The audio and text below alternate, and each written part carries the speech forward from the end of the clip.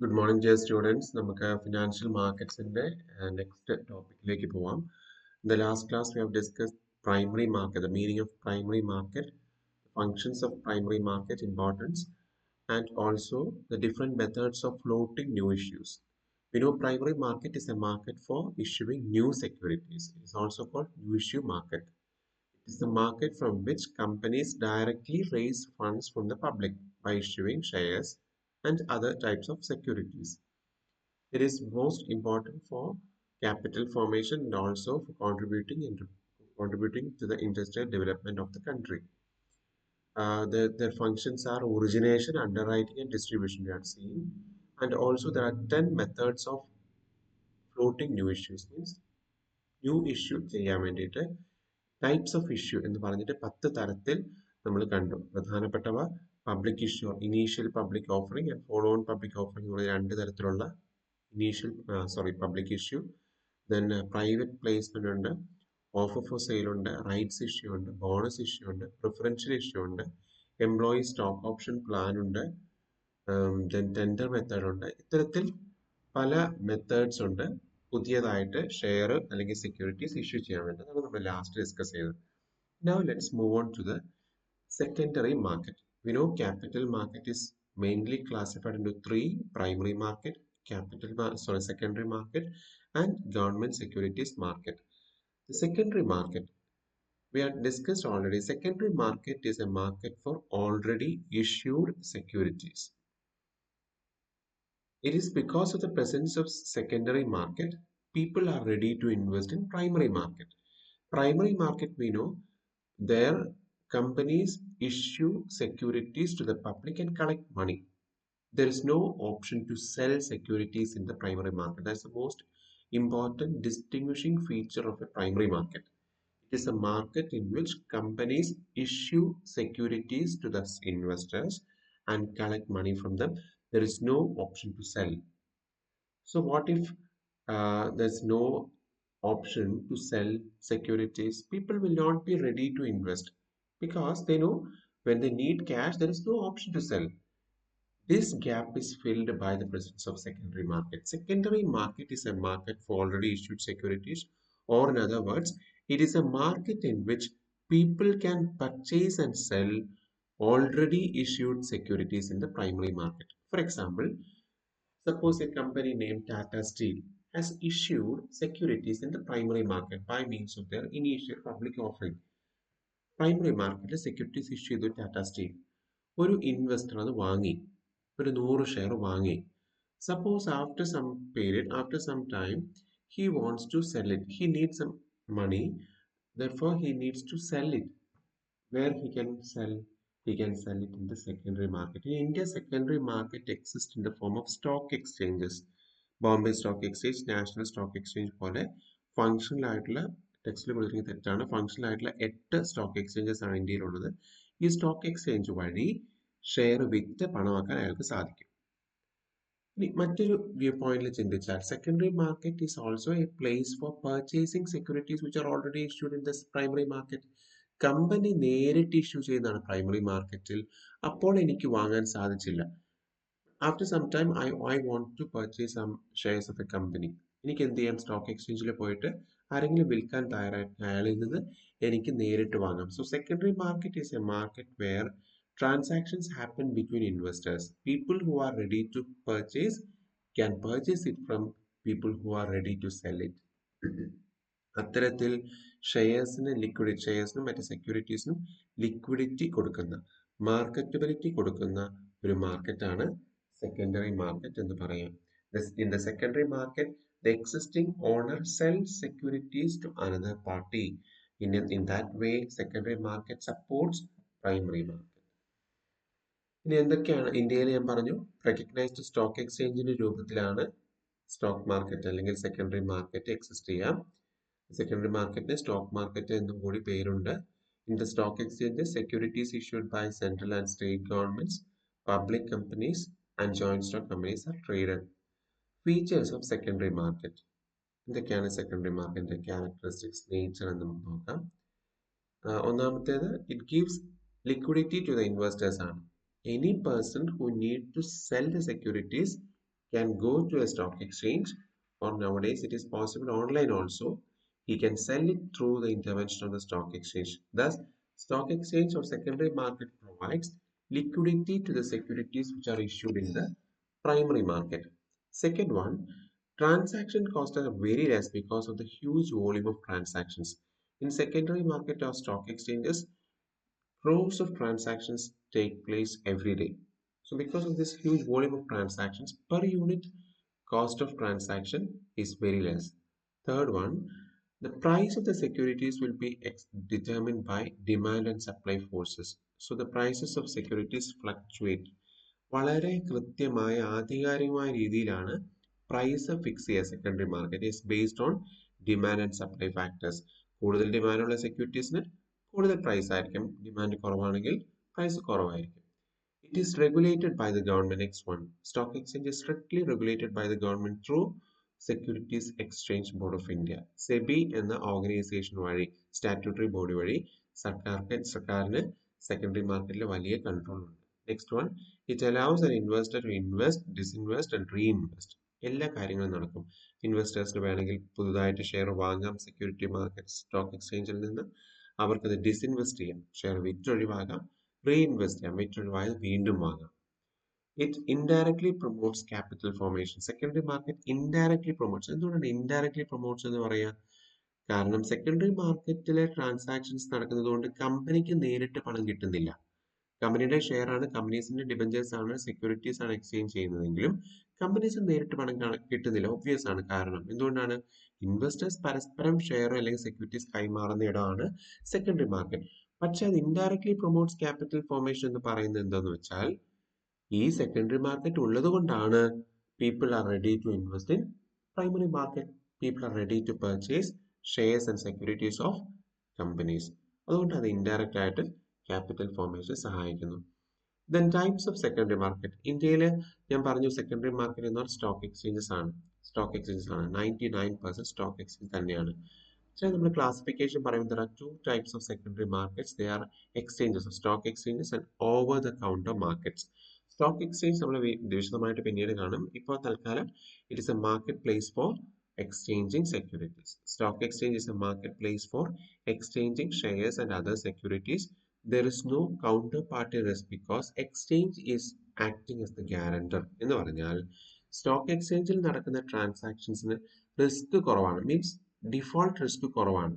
Transactions perform ചെയ്യുമോ, ഇപ്പോൾ ഒരു സെയിൽ എഗ്രിമെന്റ് നടത്തിയാൽ അയാൾ അതിൽ നിന്ന് പിന്മാറുമോ എന്ന് പേടിക്കേണ്ട കാര്യമില്ല. കാരണം എക്സ്ചേഞ്ച് ത്രൂ ആണ് നടക്കുന്നത് എന്നതിനാൽ എക്സ്ചേഞ്ച് ആണ് ഗ്യാരണ്ടർ ആയിട്ട് പ്രവർത്തിക്കുക. Counter party risk stock exchange ട്രാൻസാക്ഷൻസിന് ഇല്ല.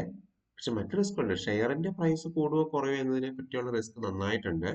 പക്ഷേ എഗ്രിമെന്റ് പെർഫോം ചെയ്യുമോ ഇല്ലയോ എന്നുള്ളതിനെ പറ്റിയുള്ള കൗണ്ടർ പാർട്ടി റിസ്ക് സ്റ്റോക്ക് എക്സ്ചേഞ്ചിൽ ഇല്ല. Because transactions are guaranteed by stock exchange. It is through stock exchange transactions take place. Whereas over-the-counter market or OTC market, it's a place where market is made up of members trading among themselves.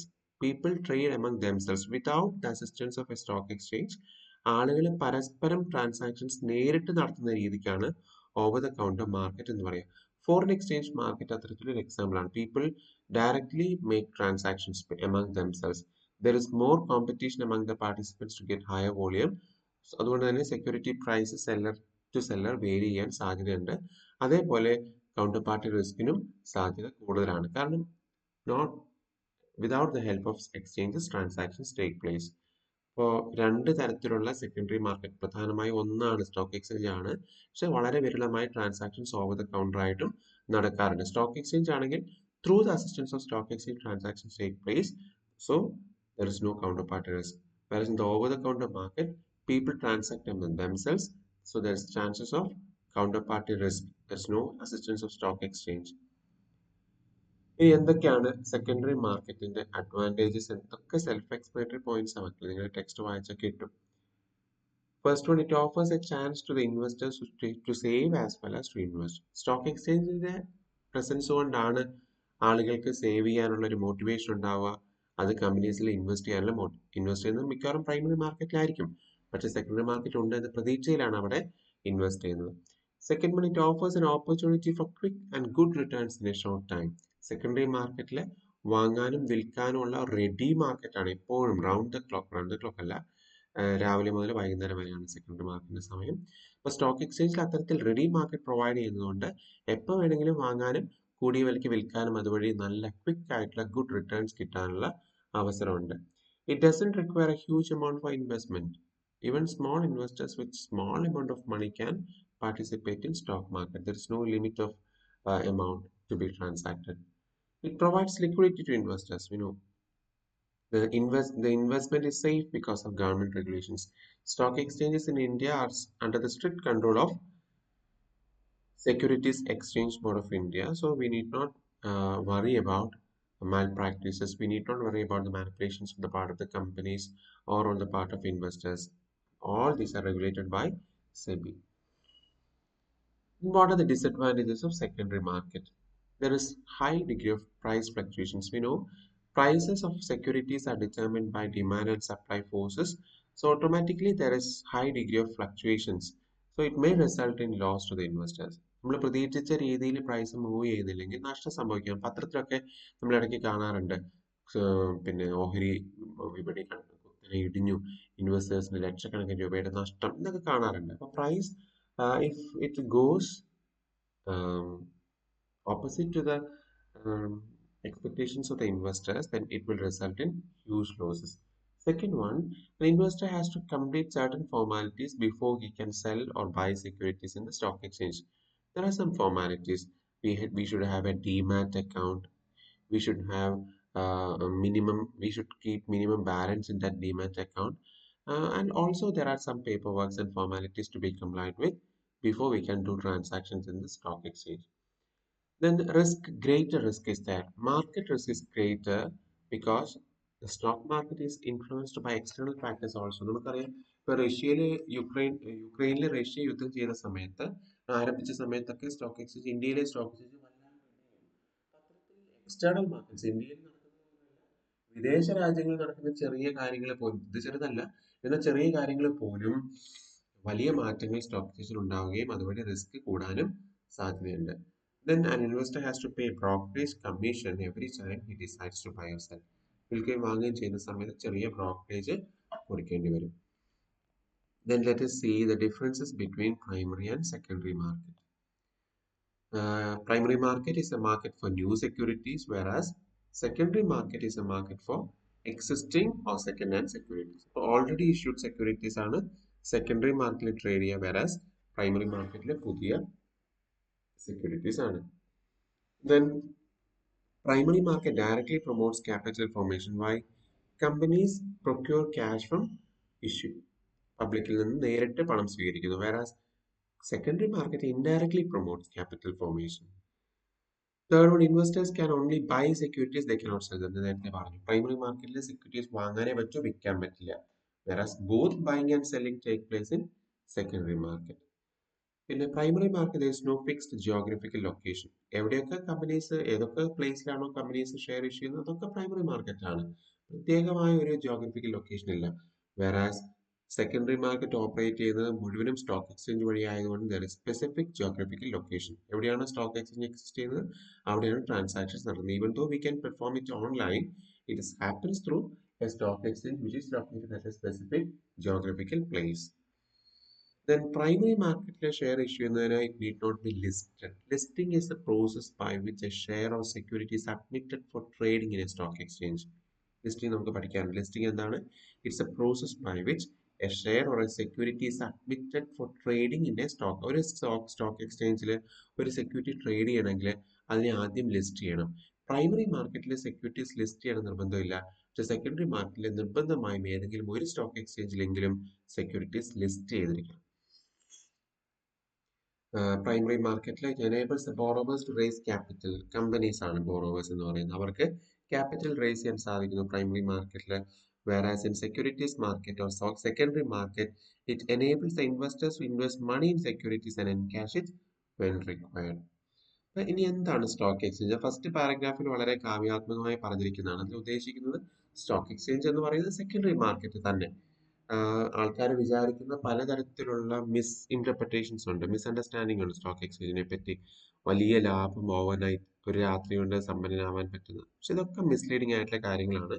Stock exchange is A place where we can purchase and sell securities which are already issued in the primary market.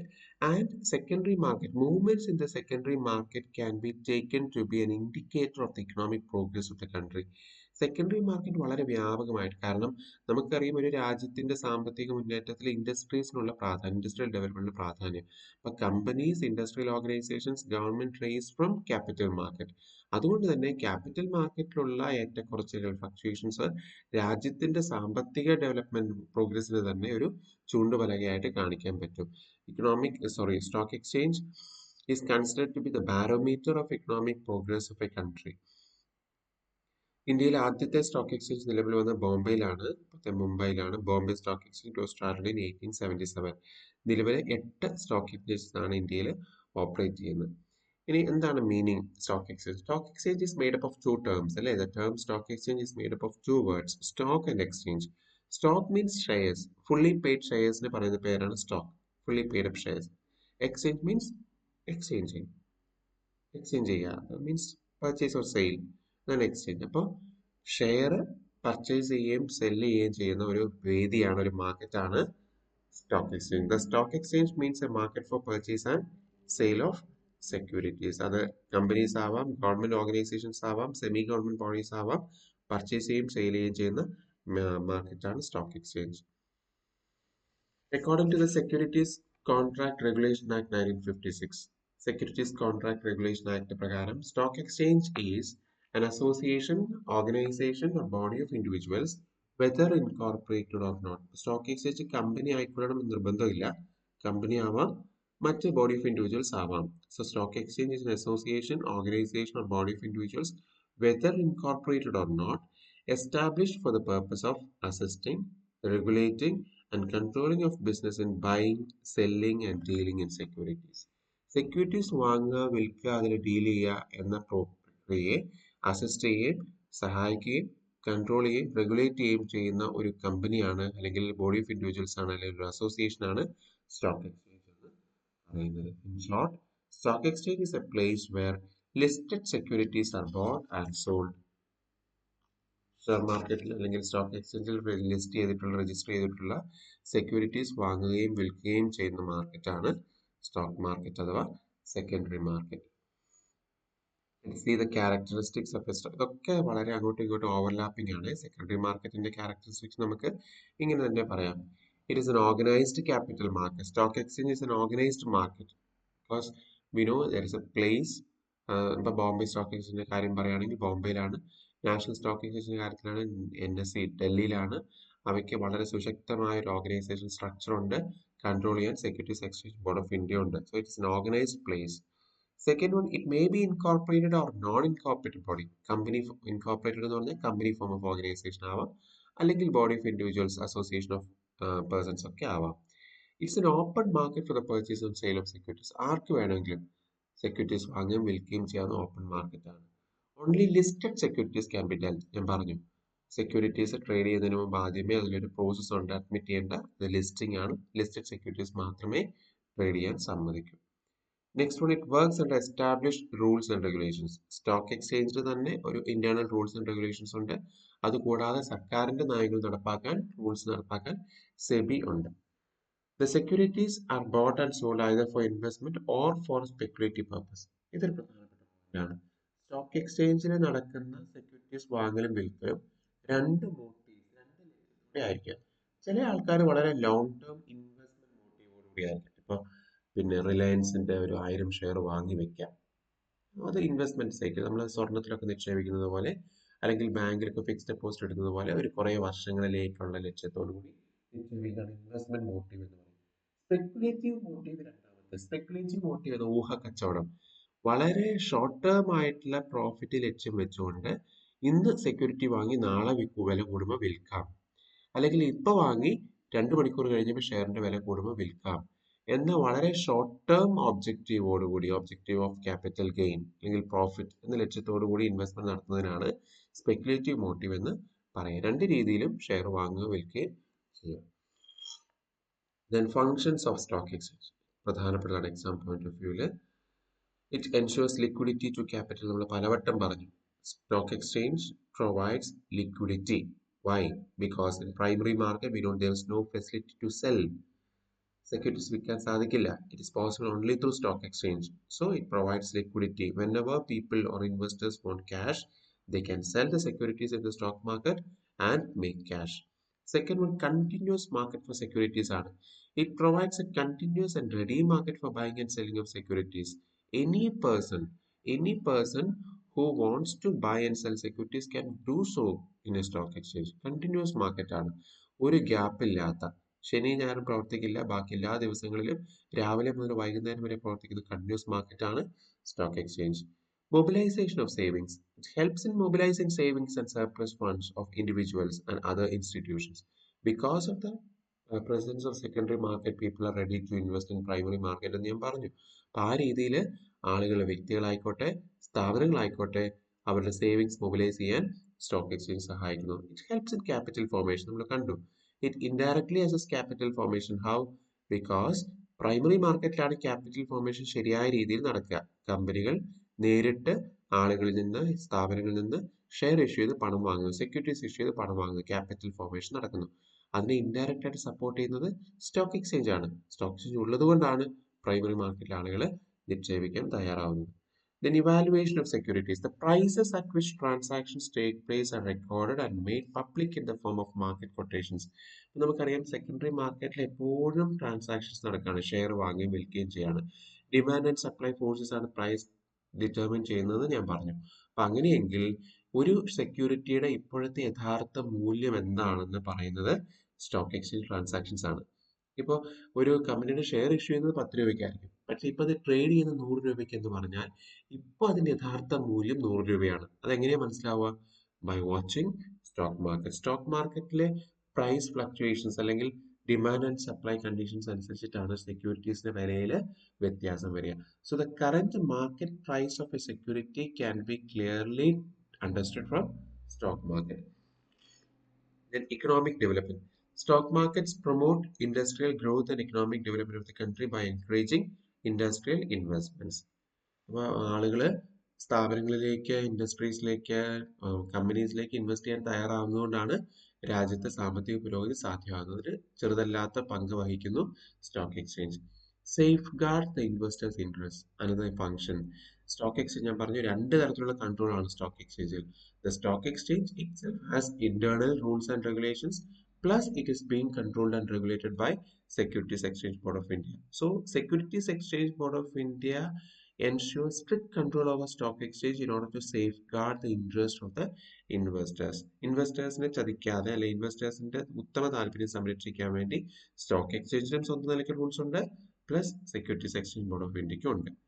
Barometer of economic conditions. Stock exchange അത്രയും പ്രധാനപ്പെട്ട ഒരു സ്ഥാപനം എന്ന നിലയ്ക്ക് stock എക്സ്ചേഞ്ചിൽ വരുന്ന movement can be understood as an indicator to the economic development of a country, economic condition of a country. Then platform for public debt. The government has to raise huge funds for development activities. Stock exchange acts as market for government security. Government securities വാങ്ങുകയും വിൽക്കുകയും ചെയ്യുന്നത്. അതുകൊണ്ട് തന്നെ ഗവൺമെന്റിന് ഇഷ്ടംപോലെ fund raise ചെയ്യാനുള്ള ഒരു platform കൊടുക്കുന്നത് സ്റ്റോക്ക് എക്സ്ചേഞ്ച് തന്നെയാണ്. Helps banks. Stock exchange helps banks to maintain liquidity by increasing the volume of easily marketable securities. Secondary market ഉള്ളത് കൊണ്ടാണ് സെക്യൂരിറ്റീസ് ഒക്കെ വളരെ എളുപ്പത്തിൽ മാർക്കറ്റ് ചെയ്യാൻ സാധിക്കുന്നത്. അതുകൊണ്ട് തന്നെ കൊമേഴ്സ്യൽ ബാങ്ക്സ് അവരുടെ സ്റ്റാറ്റ്യൂട്ടറി ലിക്വിഡിറ്റി റിക്വയർമെന്റ്സ് ഒക്കെ മീറ്റ് ചെയ്യാൻ വേണ്ടി ഇത്തരം സെക്യൂരിറ്റീസ് വാങ്ങാൻ സാധിക്കുന്നു. Next one, pricing of securities. New issue price ചെയ്യാനും സെക്കൻഡറി മാർക്കറ്റ് സഹായിക്കുന്നു. ഇപ്പോൾ പ്രൈമറി മാർക്കറ്റിൽ പുതുതായ ഒരു ഷെയർ ഇഷ്യൂ ചെയ്യുമ്പോൾ അതിന്റെ പ്രൈസ് എത്രയാണെന്ന് തീരുമാനിക്കാനും സ്റ്റോക്ക് എക്സ്ചേഞ്ചിലുള്ള കണ്ടീഷൻസ് സഹായിക്കുന്നു. New issues of outstanding securities in the primary market are based on the prices in stock exchange. That it helps in pricing of securities. ഇതാണ് ഫങ്ഷൻസ്. ഈ ഫങ്ഷൻസ് തന്നെയാണ് ഇനി നമ്മൾ പറയാൻ പോകുന്ന ബെനിഫിറ്റ്സ് ഓഫ് സ്റ്റോക്ക് എക്സ്ചേഞ്ചിങ്. അത് തന്നെയാണ് നമ്മൾ പറയാം, ആവർത്തനമാണ്. 3 തരത്തിലുള്ള ബെനിഫിറ്റ്സ് നമുക്ക് പറയാം. ഒന്ന് ബെനിഫിറ്റ്സ് ടു ഇൻവെസ്റ്റേഴ്സ് ആണ്, 2 ബെനിഫിറ്റ്സ് ടു കമ്പനീസ് ആണ്, 3 benefits to the community or the nation, country. എന്തൊക്കെയാണ് സ്റ്റോക്ക് എക്സ്ചേഞ്ചിൽ നിക്ഷേപിക്കുന്ന ഷെയറിലെ സെക്യൂരിറ്റീസിൽ നിക്ഷേപിക്കുന്ന ആളുകളെ സംബന്ധിച്ച് നേട്ടങ്ങൾ എന്ന് നോക്കാം. The stock exchange plays the role of a friend, philosopher, and guide to investors by providing information about the prices of various securities. ഒരാൾ വളരെ ക്ലോസ് ആയിട്ട് സ്റ്റോക്ക് മാർക്കറ്റ് നിരീക്ഷിക്കുന്ന ആളാണെങ്കിൽ അയാൾക്ക് കൃത്യമായിട്ട് മനസ്സിലാക്കാം ഒരു സെക്യൂരിറ്റിയുടെ പ്രൈസ് എങ്ങോട്ടാണ് പോകുന്നതെന്ന്. കാരണം എല്ലാ ദിവസവും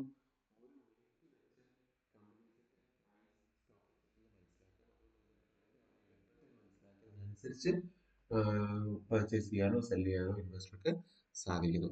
It offers a ready market for buying and selling securities. It increases liquidity. It safeguards the interest of investors through strict rules and regulations. It enables the investors to know the current worth of their securities. നമുക്കറിയാം share മാർക്കറ്റിലെ price കൃത്യമായി announce ചെയ്യുന്നതുകൊണ്ട് നമ്മുടെ നിലവിലുള്ള നിക്ഷേപത്തിന്റെ ഇപ്പോഴത്തെ മൂല്യം എന്താണെന്ന് ഇൻവെസ്റ്റേഴ്സിന് മനസ്സിലാക്കാൻ സാധിക്കുന്നു.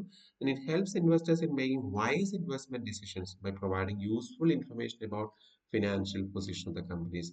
ഷെയർ മാർക്കറ്റിൽ ലിസ്റ്റ് ചെയ്തിട്ടുള്ള കമ്പനീസിനെ പറ്റിയുള്ള വിവരങ്ങളൊക്കെ അവർ പബ്ലിഷ് ചെയ്യാറുണ്ട്. അതുകൊണ്ട് അതിനെയൊക്കെ മനസ്സിലാക്കി വളരെ ക്ലെവർ ആയിട്ടുള്ള ഡിസിഷൻസ് എടുക്കാൻ സഹായിക്കുന്നു. The holder of a listed security can easily raise loan by pledging it as a collateral security. Share മാർക്കറ്റിൽ ലിസ്റ്റ് ചെയ്തിരിക്കുന്ന സെക്യൂരിറ്റിയിൽ ഇൻവെസ്റ്റ് ചെയ്ത ആൾക്ക് ആ സെക്യൂരിറ്റി ഈടായി കൊടുത്ത് ബാങ്കിൽ നിന്ന് ലോൺ എടുക്കാൻ വരെ സാധിക്കുന്നു. Then benefits to companies എന്താണ്? Company enjoys greater reputation and credit in the market. Image of the company goes up. Share മാർക്കറ്റിൽ നല്ല മൂവ്മെന്റ് ഉള്ള നല്ല ഡിമാൻഡ് ഉള്ള കമ്പനീസിന്റെ റെപ്യൂട്ടേഷൻ വല്ലാണ്ട് ഉയരുന്നു. അവരുടെ നെറ്റ്വർക്ക് തന്നെ അതുവഴി കൂടുന്നു. A company can raise large amount of capital from different types of securities. Possible ആവുന്ന സെക്കൻഡറി മാർക്കറ്റിന്റെ പ്രസൻസ് കൊണ്ടാണ്. It enjoys market for its shares. Secondary market ഉള്ളത് കൊണ്ടാണ് അവർക്ക് ഷെയർ വാങ്ങാനും വിൽക്കാനും പിന്നീടും സാധിക്കുന്നത്.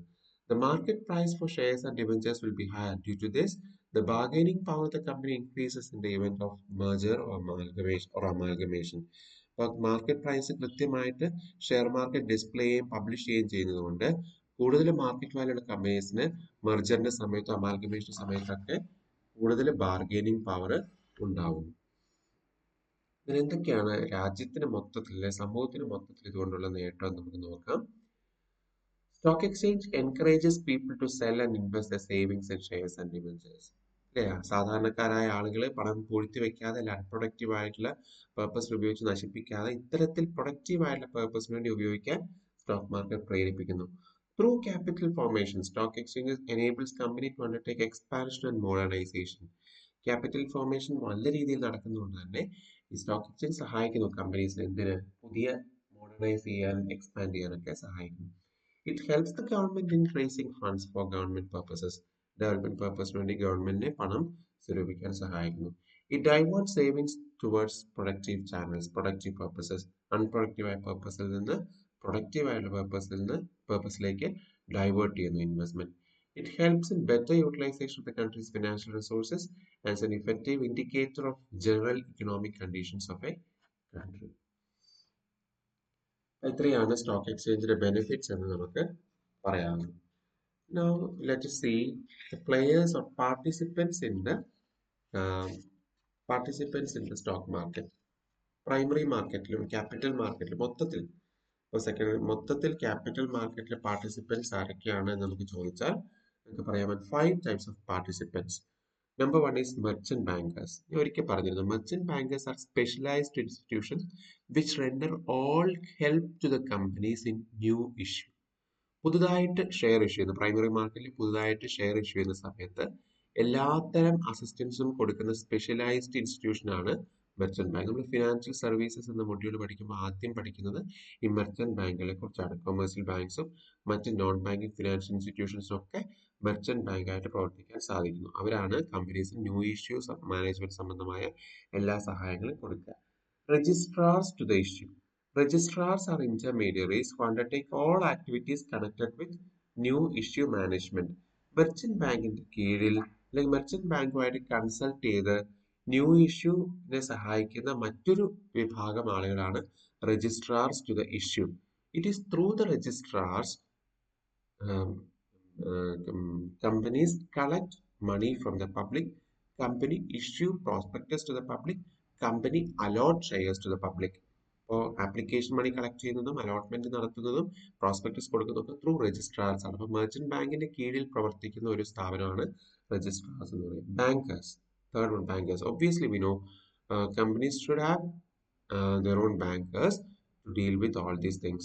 ഇപ്പോൾ ഷെയർ ഇഷ്യൂ ചെയ്യുന്നതുമായി ബന്ധപ്പെട്ട് പണം കളക്ട് ചെയ്യാനും അത് നിക്ഷേപിക്കാനും ഒക്കെ നമുക്ക് ബാങ്കേഴ്സിന് ആവശ്യമുണ്ട്. കൊമേഴ്സ്യൽ ബാങ്ക്സ് ഒക്കെ ബാങ്കായിട്ട് സോറി കമ്പനീസിന്റെ ഔദ്യോഗിക ബാങ്കുകളായിട്ട് പ്രവർത്തിക്കും. Brokers.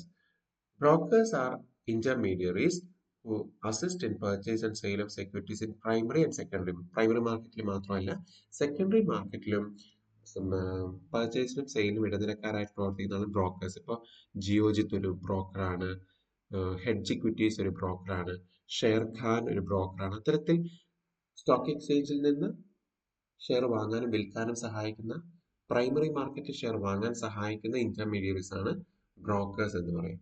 Then under writers. Under writing എന്താ നമുക്കറിയാം. റൈറ്റിംഗ് എന്താണ്? മിനിമം സബ്സ്ക്രിപ്ഷൻ എൻഷുർ ചെയ്യാൻ വേണ്ടി നമുക്കറിയാം ഒരു കമ്പനിക്ക് ഷെയർ ഇഷ്യൂമായി മുന്നോട്ട് പോകണമെങ്കിൽ മിനിമം നമ്പർ ഓഫ് ആപ്ലിക്കേഷൻ അവരുടെ ഷെയറിന് കിട്ടണം.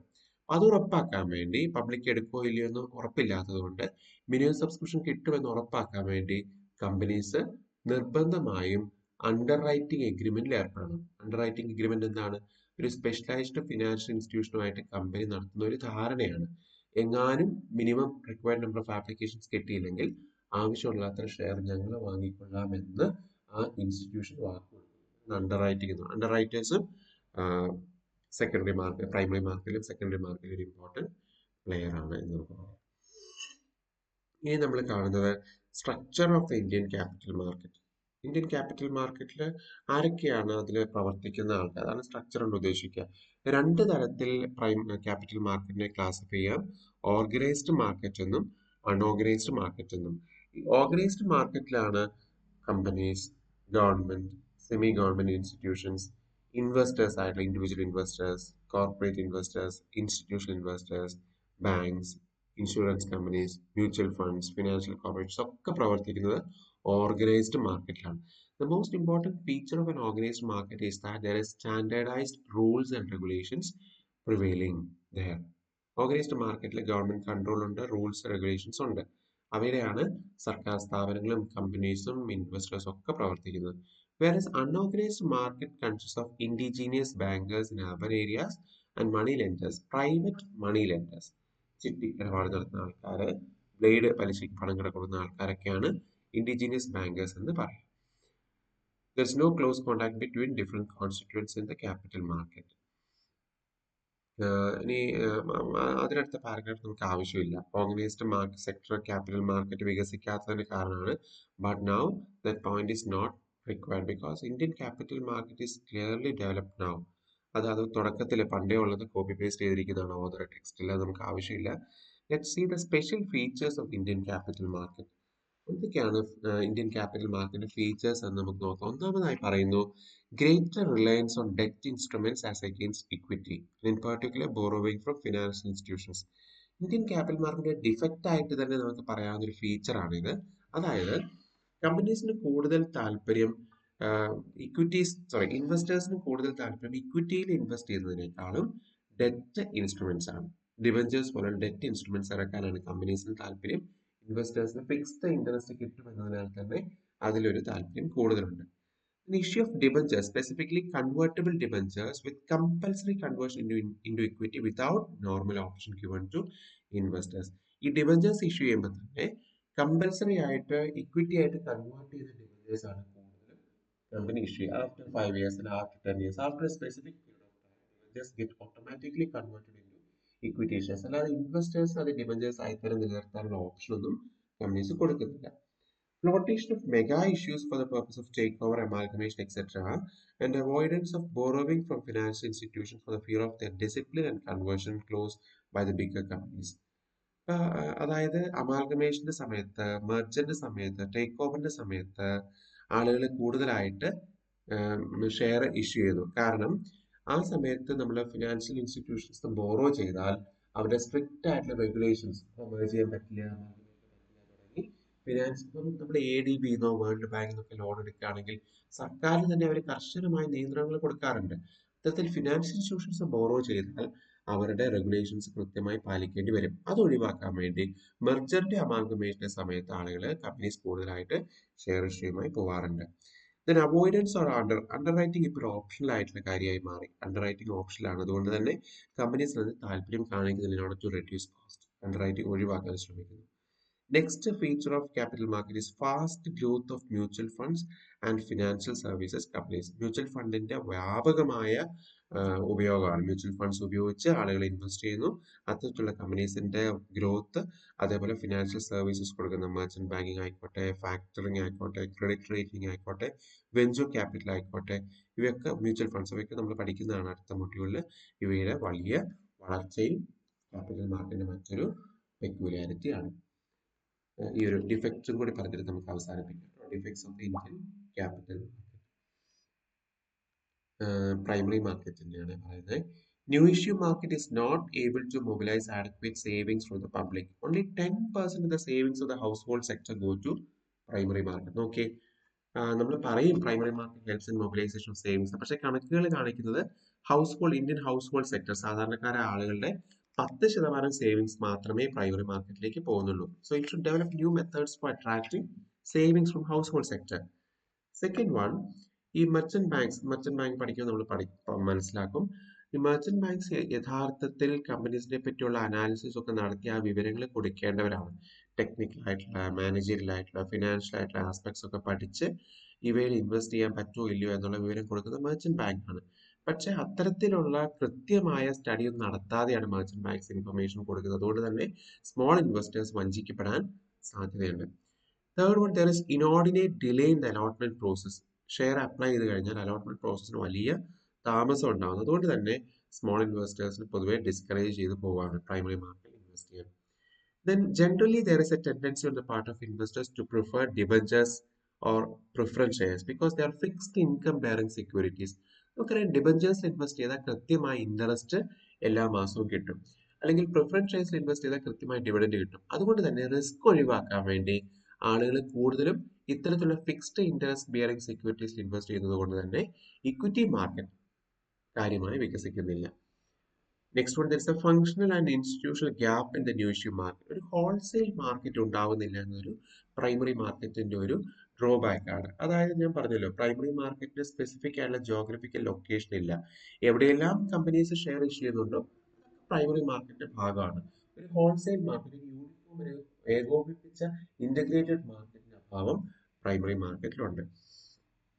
Then, in the case of investors from semi-urban and rural areas, they have to incur more expenses for sending application forms to centers where banks are authorized to accept them.